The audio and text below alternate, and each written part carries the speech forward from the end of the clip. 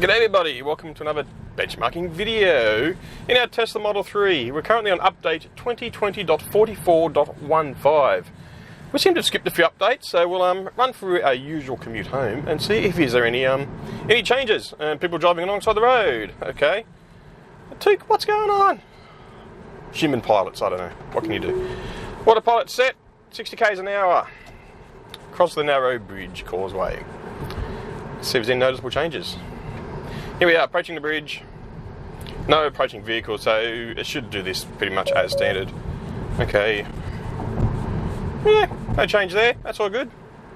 On to the next one. Okay, approaching our dual lane roundabout test. Stopping for traffic control, 200 metres. No brake, no accelerator, no steering wheel. Car's doing everything.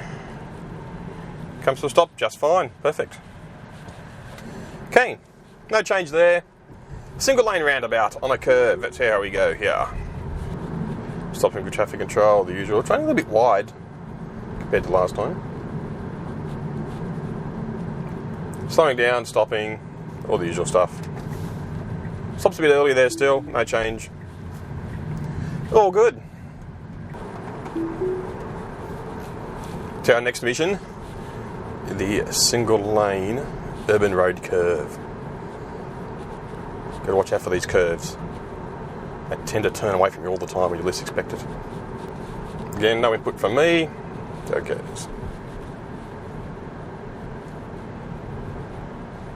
Yep, doing well. Maintaining speed. It's tracking reasonably well in the centre.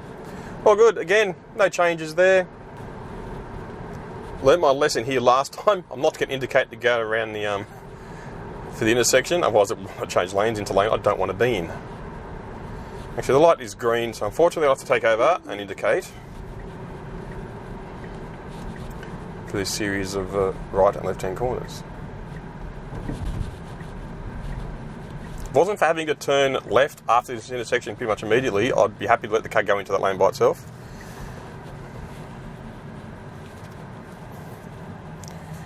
So this guy was in the lane behind me. He went to the inside lane to go around the corner in front of me. Now he's going to try and force his way in. It's called planning.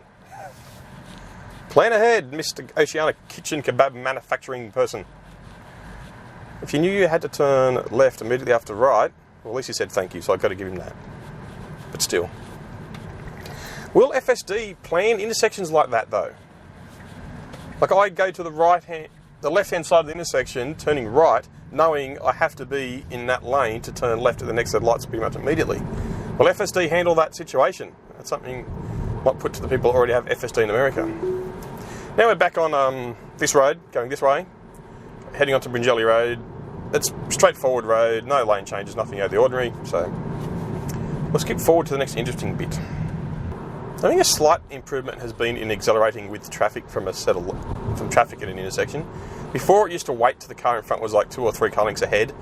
Then it would move off. Thanks for cutting off, mate. But, you know, Sydney drivers, I guess, eh? Light's green. High 4 steering wheel. And there we go. Yes, it's pretty much accelerating as the van in front moved. The car started moving at the same time. So, improvement there. That's good. Okay, it's a bit slow accelerating there. I've had to encourage it. So maybe it hasn't been an improvement. No, it was just a once-off phenomenon. So yeah, we're on Bringelly Road now. The home of the wide intersections. So yeah, that Phantom Lane 4 podcast is pretty cool, isn't it? Shameless plug. How have you all been anyway? Hope you're all well. And thank you for watching. It's much appreciated. Okay, the first of the big intersections. There's nobody behind me, so I'll see how it goes. Still tracking the vehicle. It's got a vehicle beside it.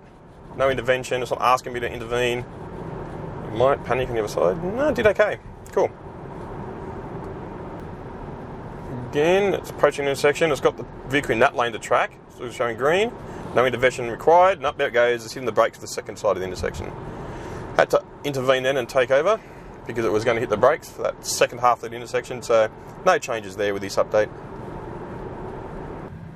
Come on, green light. Hope I won't have to touch anything. Follow the vehicle, yes.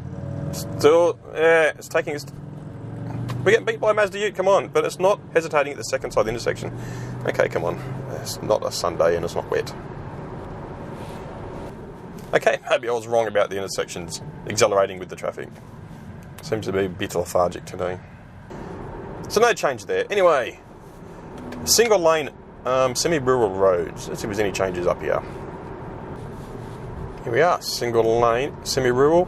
Pro tip, don't drive for an hour after drinking a can of Coke while you're still reasonably hydrated. Sort of need a toilet. Anyway, approaching the first left-hand 45 km/h marked corner. See how it does. Braking, good. Turning. It's a little bit slower than last time. Last time I think it was about 53 km an hour. Not bad, no change really, about the same. Now the right hand corner of the same. Slowing again. No, it's a bit quicker this time, it's doing 55. Maintaining the centre of the lane pretty well. Yep, no change there really, so that's all good. Should I let it try this intersection again up here, knowing it's pretty much going to freak out and have a panic attack? It all depends what's coming the other way. Obviously I don't want it going into oncoming traffic and having an accident. Insurance company would not be happy with me. Slowing, slowing, slowing, nobody coming. It's actually slowing quite well. Turn, turn, turn. No, there it goes. So yeah, I still can't do that one yet. I have to try that one obviously on FSD. That will be interesting to see how it handles that intersection. Turning traffic for a corner. It's almost come to a stop, fair enough. Pretty anemic in the acceleration again. Yeah, it's slowly winding up. It's doing well. Maintaining the centre of the lane. Running a little bit wide on the exit. Yep, okay, that's good. Pass. Left hand kinked with an unmarked left edge. Let's see how we go. No traffic behind, no traffic coming the other way. Keep an eye on it, obviously. Okay. Yep, did okay. No real change, did the same as last time. Bit of a change here. I'm going to go left because I found another little route to add to the test. Again, it's semi-rural road. It's a tongue twister, that one. Marked lanes. 80 km/h zone, not a problem. A right-hand kink marked 65 km an hour. See how the car handles it. Let it know I'm still here. Let the car do its thing. Following other vehicles. It tends to do pretty well when you're following other vehicle. Same again to the left. No dramas to be anticipated. Yep, all good. Vehicle's going to stop and turn. What's the car going to do? Slow down, as expected. Yes. Good. Bit harsh on the braking, but yeah, anyway. Right force, accelerating back up to 80. Why have we stopped at 60 km an hour? Why did we just change? Oh, come on. I don't remember seeing a 60 km an hour sign. You? I don't. Okay, next challenge. I don't expect it to go too well in this corner, and to be honest, it is an 80 km an hour zone. Car can read the sign. Change back to 80. Yes, thank you. This is quite a sharp left-hander up here. But obviously check, see if there's any vehicles coming out of the way before I let it do its thing. It's slowing, car coming, I'll let it... Nah. Nope, not going to let it do that one because it does have a tendency to run wide on that corner and I don't want it going into oncoming traffic for obvious reasons. That might hurt. 80 km an hour, semi-rural road. That way. And I need a toilet really bad. Okay, Elizabeth Drive, Autopilot, engage. 84. 60 zone, it should automatically drop to 60. Or 63 because I've set it to 5% over. 60 km an hour, not a problem.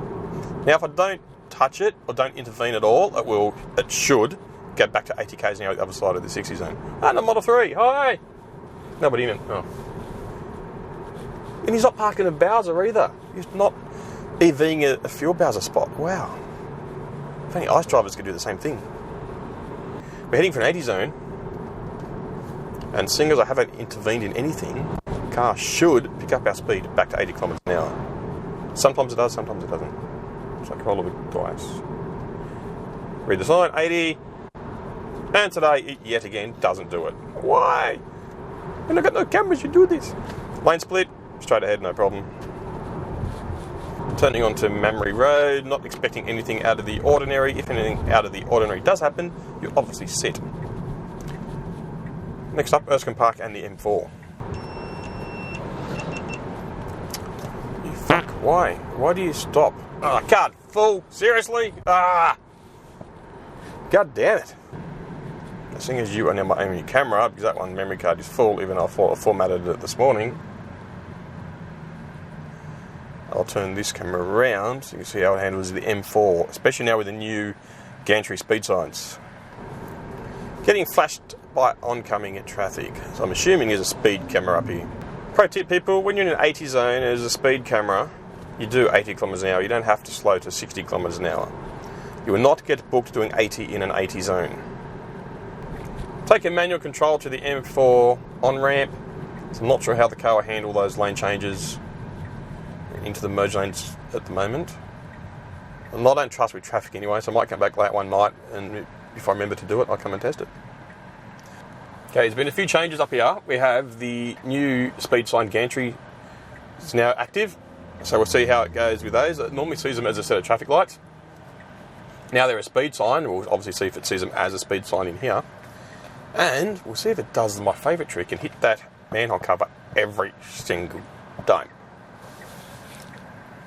Again, with this on-ramp, with traffic, I don't let the car do it itself because I just don't trust it to do the right thing at the moment. If there's no traffic, then obviously I'd do it, but we're surrounded by traffic, so I'm not going to let it do it. Okay, overhead gantry, see what we got. Nothing, okay. Unexpected. Truck coming up the outside. See, that's why. Another overhead gantry. Let's see how it goes. In the car merging. Can it see anything up top? No, it doesn't see them at all. Okay, that's good. And the final test of today's run on 2020.44.15, the manhole cover smash. Indicator on, please. No, that's a failure on my part because I am an idiot and didn't set navigation to my destination, so it did not have a navigate on autopilot. Oh well. I'm pretty confident I would have hit it. It hits it every time. There's no reason for it not to hit it now. But yeah, my bad. I stuffed up. Sorry.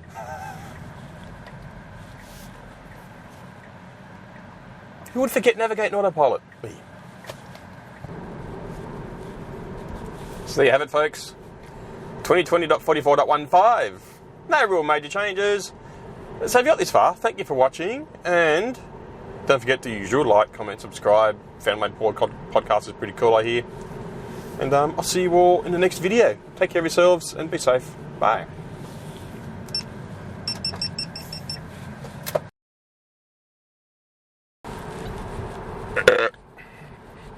Yeah, tasty. Oh, and this Navara diesel machine. Always with a cloud of soot behind them. How are those things legal?